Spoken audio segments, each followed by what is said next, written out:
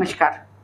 आज से दिल तक के इंटरव्यू में हम जिनके साथ हैं वो हैं डॉक्टर गोयल और उनकी पत्नी श्रीमती गोयल। इनके बारे में कुछ बताने से पहले मैं कुछ याद आई पंक्तियाँ आपको बताना चाहूँगी। कहीं पढ़ा था कि कुछ व्यक्ति सुदृढ़ हृदय होकर, अच्छा हृदय लेकर पैदा होते हैं और कुछ अच्छे हृदय को बनाने के लिए बहुत कोशिश करते हैं। मुझे लगता है डॉक्टर गोयल जन्मजात ही सुदृढ़ हृदय हैं। उनका इतना अच्छा दिल, इतना सरल स्वभाव और इतनी मीठी वाणी कि सालों से लोग उनको अपने घर का एक मेंबर मानते हैं। और उनके साथ है उनकी जीवन संगिनी श्रीमती गोयल। आप दोनों को मेरा नमस्कार। सर, बचपन में आपके पिताजी, आपने बताया कि भिलाई आए हरियाणा से, कैसे आना हुआ उनका? वो मैडम ऐसा है कि कलकत्ता में वो मुनीम थे, मतलब किसी मल्टीमिलियनर के यहाँ 3-4 लोग थे। तो कलकत्ता से वापस आ रहे थे अपने होम टाउन। तो रास्ते में ट्रेन में उन्होंने, किसी ने बोला कि भिलाई स्टील प्लांट बन रहा है, वहाँ बहुत स्कोप है बिजनेस का, तो तुम वहाँ चलो। और वो बस उतर गए वहीं से। घर भी नहीं गए, यहीं आ गए। पहले यहाँ माहौल देख के फिर अपने भाई को लेके आके यहाँ सेटल हो गए। ऐसी मैंने कई कहानियां सुनी है कि भिलाई का सिर्फ नाम सुनते हैं और आ जाते हैं और फिर जीवन यहीं व्यतीत करने लगते हैं। तो आपका जो बचपन था, जो मैंने पढ़ा सुना है, वो बहुत ही सरल, बहुत ही साधारण परिवार में हुआ। एकदम बिल्कुल साधारण परिवार से बिलोंग करते हैं हम लोग। उस समय तो बहुत ज़्यादा बिजनेस भी नहीं था, सब कुछ नहीं था। और मैं घर में सबसे बड़ा था। मेरे छोटे, हम लोग 6 भाई बहन हैं, 3 बहन 3 भाई। तो मेरे बीच में मेरे बाद में 3 सिस्टर है जी। उसके बाद में छोटे भाई ना, तो हमारा गैप जो है बहुत ज़्यादा। हाँ, अब मैंने सुना आपका भाई और आपके छोटे भाई में 15 साल का फर्क है। तो सारी जिम्मेदारी पिताजी के बाद आपके ऊपर ही आई। और आप पढ़ाई में शुरू से ही कहते हैं कि बहुत ही अच्छे थे। बस मैडम, तो मेडिकल कॉलेज में चले गए। सर, एक बात मुझे बताइए, अक्सर MBBS करने के बाद जब MD करने की बारी आती है तो मेडिसिन क्यों चुना आपने? उस समय मैडम मेडिसिन का बहुत क्रेज था जी। इवन डॉक्टर जयराम के टाइम में भी मेडिसिन का क्रेज बहुत ज़्यादा था जी जी। उसके बाद में जो एलाइड ब्रांचेज बनी है, हाँ। जैसे गैस्ट्रो का अलग और नेफ्रो का अलग और इसका न्यूरो का अलग, उस समय तो ये सब था ही नहीं। मतलब सर, ऐसा कहते थे, मतलब उस समय के मध्यम वर्गीय परिवार के बच्चे जो होते थे वो सोचते थे मेडिसिन ले लो, दुकान तो खुली जाएगी। हाँ, सही बात है। सारे ब्रांचेज, सब पढ़ाई भी उस समय सब चीज़ की होती थी। आज भी हम लोगों के पास में आते हैं तो काफ़ी कुछ जो है, मतलब न्यूरो, कार्डियो सब कैसे डील कर लेते हैं हम लोग। मतलब भिलाई में जब आपने प्रैक्टिस शुरू करी सर, उसके पहले आपकी शादी MBBS के बाद भाभी जी से हो चुकी थी। आप गंडई से हैं जी, तो कैसा परिवार था आपका? हमारा परिवार भी बस ऐसे ही गांव में रहते थे जी। और पिताजी भी वही, यहाँ कपड़े की दुकान थी जी। वो पहले उस समय क्या गिरवी का काम बहुत चलता था। तो हमारे यहाँ गिरवी का काम था वैसे बहुत ज़्यादा। तो रिश्ता कहाँ से कैसे आया? रिश्ता तो ये तो रिश्ता हमारे भिलाई में जो है ना, हमारे उसमें अंकल थे, अंकल बोलते थे, उनके गांव की, मतलब उनके गांव की लड़की है, मतलब तो उन्होंने बताया था। तो तब जब आप सर MBBS कर रहे थे तो आपको आइडिया थी कि MD की पढ़ाई इतनी मुश्किल होती है? नहीं, इतना कुछ पहले तो था नहीं। हाँ। बस माँ पिताजी जैसा बोल दिए पिताजी वैसे ठीक है। इसका साथ MD में बहुत रहा। 4 साल ये पेरेंट्स के पास ही रही और मैं रायपुर में रहता था, मतलब। और शादी के तुरंत बाद 4 साल आपको अलग रहा एकदम कंटिन्यूस। हमारे प्रोफेसर थे डॉक्टर RS मेहता जी जी जी, नाम सुना है, बिल्कुल बहुत ही फेमस डॉक्टर, बहुत ही फेमस स्ट्रिक्ट। तो मेरे को बोलते तुम 15 दिन में एक बार घर जाना। मालूम हो गया शादियों की 15 दिन में एक बार घर जाना, तुमको छुट्टी है सैटरडे के बाद में, संडे तुम्हारी ड्यूटी नहीं रहेगी, बाकी दिन तुम एकदम बिल्कुल जी जान से काम करना। सर, रायपुर से सर कुर्सी पर यहाँ क्यों आया? आप MD करने के बाद आप किसी मेट्रो सिटी में या कहीं और भी जा सकते थे, आपने प्राइवेट प्रैक्टिस करने का कैसे सोचा? मुझे मैडम यहाँ पर देखा, यहाँ का माहौल देखा। इवन मेरे घर में मेरी माँ की तबीयत खराब थी तो हम लोग ढूंढना पड़ता था कोई भी डॉक्टर। उस समय जो है, मतलब यहाँ स्पेशलिस्ट कोई नहीं था, हम लोग दूर जाते थे। वहाँ डॉक्टर विजय वर्गीय और डॉक्टर ढिल्लन साहब तो MBBS थे उस समय। जी जी। MD तो शायद आप पहले थे प्राइवेट प्रैक्टिस में, जिसने अपनी प्राइवेट प्रैक्टिस शुरू करी। MBBS तो थे। आपको दिखाने बहुत क्रेज था उस समय दिखाने का। जी जी जी। वह सिविल सर्जन, मतलब जी। तो उनको तो मैं देखता था कि छोटी छोटी चीज़ों के लिए भागना पड़ता था, कभी डिस्ट्रिक्ट हॉस्पिटल, कभी मेडिकल कॉलेज रायपुर। और उस समय मेडिकल कॉलेज था मेन जो है जी, यहाँ जी। पे सेक्टर 9। जी तो मैंने बोला चलो यहाँ कुछ लोग देखें, सेवा की जाए, जी लोगों को सर्विसेज दी जाए अपने ज्ञान की। जी। तो उसीलिए मैंने शुरू से स्टार्ट मतलब कि एक और बात आपके बारे में जो मैंने सुनी है वो ये कि एक बार आपने प्रैक्टिस शुरू करी, फिर उसके बाद कभी कोई डिप नहीं आया। हाँ, जैसा सबका हाँ। होता है कि उतार चढ़ाव होते हैं, आप चढ़ते ही चले गए, चढ़ते ही चले गए। हार्दिक गॉड से और आप लोगों के आशीर्वाद से, नहीं सर, ये शुभकामनाओं भगवान की से बहुत ये बड़ी मैंने कृपा है। कभी मुड़ के पीछे नहीं देखा। जी जी। आपको बताऊं, जब 79 में मैंने प्रैक्टिस स्टार्ट की थी, उस समय मेरी दुकान का किराया 2000 रुपये महीने का। एट उस दैट समय टाइम 2000 बहुत बड़ी चीज, बहुत बड़ी बात होती है कि खर्चा कैसे निकालेगा, पूरे जी। मार्केट में हवा थी जी कि कैसे निकालेगा, और 2000 रुपये खर्चा जी। में 100-150 रुपये इकट्ठा कैसे करेगा। उस जी, समय जी। डॉक्टरों की फीस मतलब एक MBBS 1 या 2 रुपये लेते थे, और पोस्ट ग्रेजुएट जो है 4 रुपये 5 रुपये फीस थी। जी मतलब जी जी। पर मुड़ के नहीं देखा मैडम उसके तो बाद सर में जॉब वो चलती। जो पावर हाउस में आपने क्लिनिक शुरू करी, बस वहीं से अभी तक चल रहा नहीं, है? मैं पीछे किराए पे था, अभी मेरी खुद की शॉप है मैडम। खुद की हो गई सर। तो भाभी जी, इस घर की इतनी सारी जिम्मेदारियां, भाइयों की शादी, बहनों की शादी, और इतना सारा आपने निभाया, और आपको परिवार में बहुत मानते भी हैं, प्यार भी तो मिला। प्यार भी उतना ही मिलता है। माँ तो बाबू जी का बहुत प्यार मिला हमको। जी जी। तो मायके का सपोर्ट था, या आप अपने आप मतलब संस्कार ऐसे मिले आपको, या आप अपने आप धीरे धीरे ढल गई गोयल परिवार? नहीं नहीं, ठीक है, हमें संस्कार भी था, कुछ मायके में भी ऐसा था कि ऐसा अपन ससुराल में सारे हैं। और हमारे ससुर जी बहुत अच्छे थे। हाँ, वो मैंने सुना कि बहुत सोशल सर्विस करते थे उनके हाथ, मतलब ऐसा कहते हैं कि बाबूजी के पास कोई जाता था तो खाली हाथ नहीं आता था। आज भी जैसे मैं कहीं बाजार में जाएंगे, जो बड़े लोग हैं जी जी, आज उनकी एज के उनकी तो एज बहुत के। कम लोग बचे हैं, जी। पर हमको बताना पड़ता है कि मैं उनका लड़का हूँ।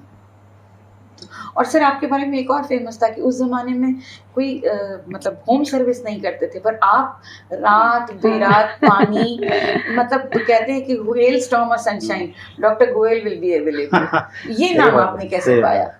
बस मैडम, मेरे तो ये थी कि भाई कोई भी पेशेंट आए, जी, किसी को ना वापस करना है, कोई घर बुला रहा तो घर भी जाएंगे, देखने जाएंगे। इवन यहाँ नेहरू नगर आने के बाद में भी बहुत सारे पेशेंट ऐसे हैं जिनको डायरेक्ट करते लोग जी, कि तुमको रात में कोई नहीं खोलेगा दरवाजा, तुम वहीं जाओ, डॉक्टर गोयल के पास ही जाओ, वही देखेंगे। मतलब ये तो वो उससे शायद मुझे लगता है आपका पेशेंट के साथ बहुत पर्सनल, मतलब पेशेंट की फैमिली और पेशेंट के साथ आपका बहुत घनिष्ठ संबंध हो गया उस वजह से शायद।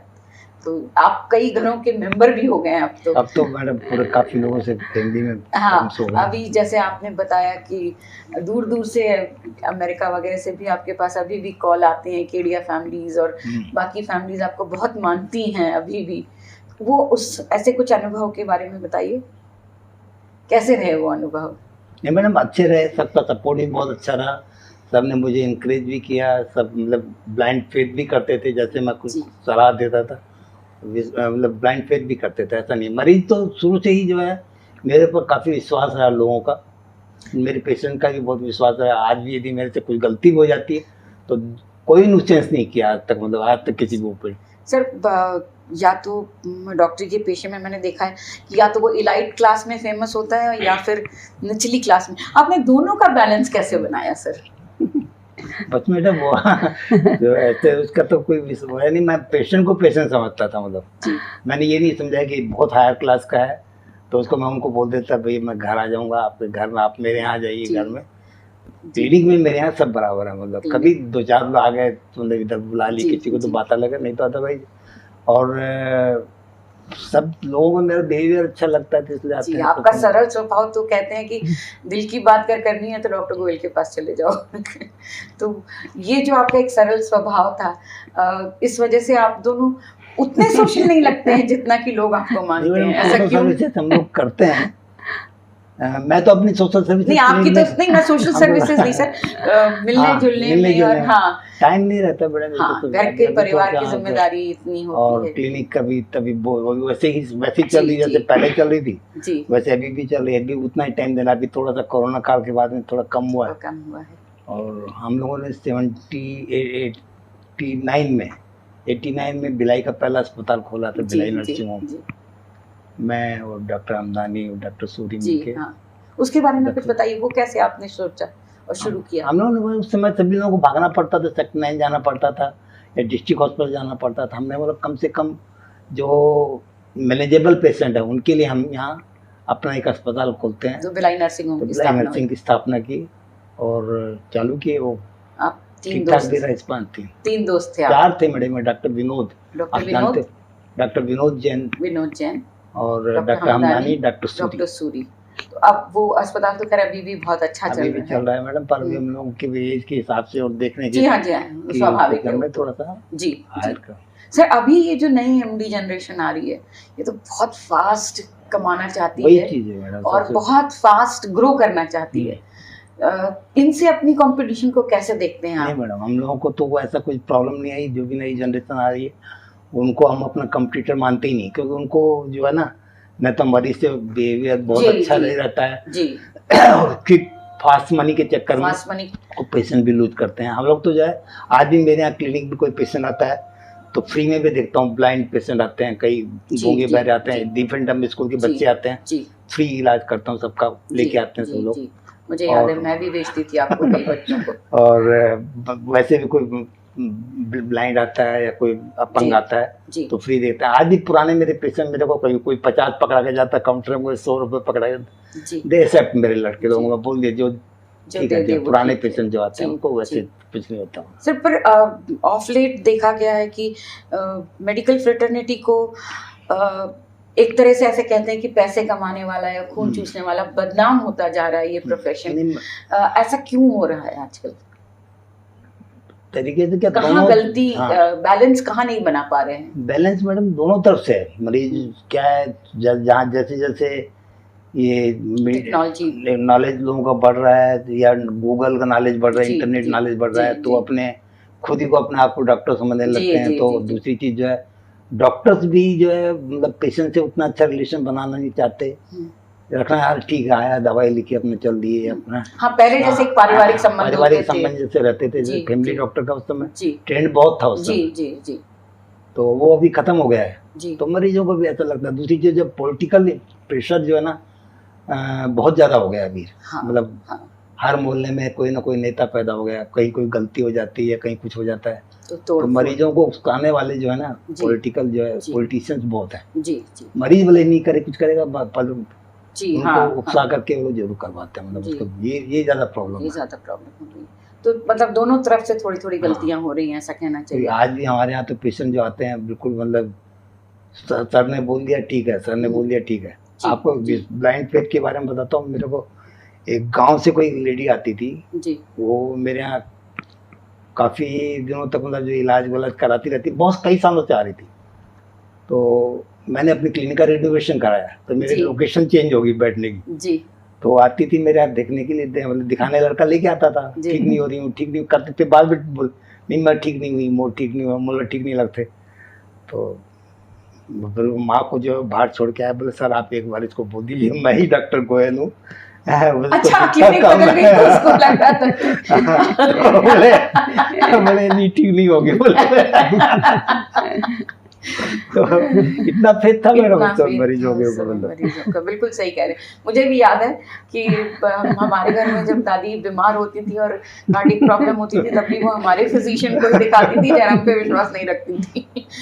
भाभी आप बताइए, सर के डॉक्टर होने के बाद, इतने आगे ऊपर बढ़ने के बाद, कभी कोई घटना जिससे आपको लगा हो कि मेरे पति ने वाकई में बहुत ही मतलब गर्व करने वाला काम किया है? नहीं, गर्व की बात तो है ही भाई। और हमने कभी ऐसा रोक टोक नहीं किया। कोरोना काल वैसे मैंने बोली कि आप जल्दी आइए, एक टाइम मतलब बैठिए। पूरे घर वाले जब पीछे पड़े कहते थे कि तुम्हारी एज हो गई है, तुम मत जाओ मत जाओ। इवन मेरी बेटी ने पीएमओ ऑफिस में लिखा कि मेरे पापा की 67 ईयर्स की हो गई है, वो क्लिनिक जा रहे हैं, हमने कभी मना नहीं किया।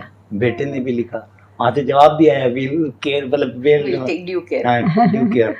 बच्चे अभी सर को कोरोना के लिए मुख्यमंत्री द्वारा सम्मानित किया गया है। बस तभी हमने मना किया कि मत जाइए, रहने दीजिए आप मत। बाकी हमने कभी कोई पर ऐसा होता है ना कि कभी कोई फंक्शन में जाना हो और सर नहीं आ पाता, जो डॉक्टर के साथ अक्सर होता ही है। तो मैडम कई बार होता है, तो बहुत बार। ऐसी कोई घटना आपको याद आती है जब आप? नहीं, हम लोग का कभी झगड़ा नहीं हुआ। झगड़ा तो नहीं हुआ बिल्कुल भी। वो तो आपके स्वभाव से लगता नहीं कि आप कभी झगड़ी होंगी सर। कभी और कभी लेट भी आए, हो जाते थे तो ठीक है, हो गए तो हो गए, ऐसा लगता था। ऐसा कुछ नहीं है कि फंक्शन में तो हम लोग फंक्शन में हमेशा लेट ही पहुंचते थे। हमारे सारे डॉक्टर ही लेट पहुंचते हैं, हम थोड़ा सा और लेट हो जाते थे, और लेट हो जाते थे। और कई बार छूट भी जाता था। आपको बेटा और बहू आ गए तो हम लोग इनको भेज देते, कोई क्लोज नहीं है तो हम लोग चलो। सर अपने परिवार के बारे में बताइए ना। हम लोग 3 भाई हैं जी, 3 बहनें हैं, तीनों बहनों की शादी हो गई है।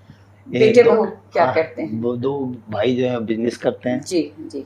बहू तो हाउसवाइफ है और थोड़ा भी वो डेकोरेशन का काम करती है, सोशल सर्विसेज जो काफी ज्यादा बहुत ही एक्टिव है, बहुत एक्टिव सोशल सर्विस, बहुत टैलेंटेड भी है। बेटा जो है वो अपना बिजनेस करता है। अच्छा, किस चीज का बिजनेस है? उनका फैब्रिकेशन का काम है और ये अपोलो पाइप्स की एजेंसी लिया। जी जी। और बेटी जो है CACS जी और कंपनी लॉ में LLB की है। अच्छा। वो अपनी खुद की प्रैक्टिस करती है बेंगलोर में। तो अब पारिवारिक कैसी चिंता नहीं है, अब दादा दादी नाना नानी बन गए आप लोग दोनों, तो आगे क्या सोचते हैं? जिंदगी कैसी चलनी चाहिए? जैसे अच्छी चल रही है, बढ़िया चल रही है जिंदगी। तो ऐसे कोई अब हम चाहते हैं आप जितनी सर्विस कर सकते हैं, सोशल सर्विस, जितना समाज को सेवा, अपने नॉलेज का, अपने ज्ञान का, या फिर अपने जो भी धन से, अब तो धन की भी कोई कमी नहीं है, तन मन धन से जो भी हम सेवा कर सकते करेंगे। मतलब तो प्रैक्टिस तो मतलब कहीं मन नहीं है कि प्रैक्टिस मैडम बंद करने का मेरा कभी कोई, अभी भी हम लोग से हमारे रिश्तेदार या फ्रेंड्स भी पूछते हैं तुम क्यों जाते हो दोनों, इतना काम क्यों करते हो? ठीक है, यही एक जहाँ आपका प्रोफेशन और आपकी हॉबी एक हो जाते हैं, वहाँ जिंदगी में मजा आने लगता है। उनको वही अच्छा लगता है, अच्छा लगता है, वो अपना प्रैक्टिस करके ही खुश हैं। आप क्लिनिक जाती हैं कभी कभी? मैं ऐसे क्लिनिक वैसे नहीं जाती, कभी जाती हूँ तो ऐसे कुछ काम से जाती हूँ, वैसे तो जरूरत नहीं पड़ती है क्लिनिक। तो आप घर में क्या करती हैं? घर में पोता पोतियों के साथ बस अच्छी चल रही है जिंदगी? हाँ, सब अच्छी चल रही है। तो भाभी जी का भगवान कभी आए और आपसे पूछें कि एक बार दो, तो क्या मांगेंगी आप? सर आप क्या मांगेंगे? अभी तो ये मेरे को जैसा ये परिवार अभी मिला है, यदि मनुष्य योनि मिलती है तो यही परिवार मिले, इसी तरह का मिलता जुलता परिवार मिले। हमारे इवन हमारे चाचा जी वगैरह, जब पिताजी लोग 3 भाई थे, तीनों भाइयों का परिवार मेरा कहना मानता है, मेरे है जो मैं बोल दिया मतलब सब कहना मानता है, कभी कोई उल्टा जवाब नहीं देता कभी किसी। तो संतुष्ट हैं जिंदगी से? संतुष्ट है हम लोग। चलिए इसी बात पर हम आपसे विदा लेते हैं। आपसे बात करके बहुत बहुत अच्छा लगा, इतना सरल स्वभाव दोनों का देखकर मन प्रफुल्लित हो गया। आप तो थैंक यू, धन्यवाद।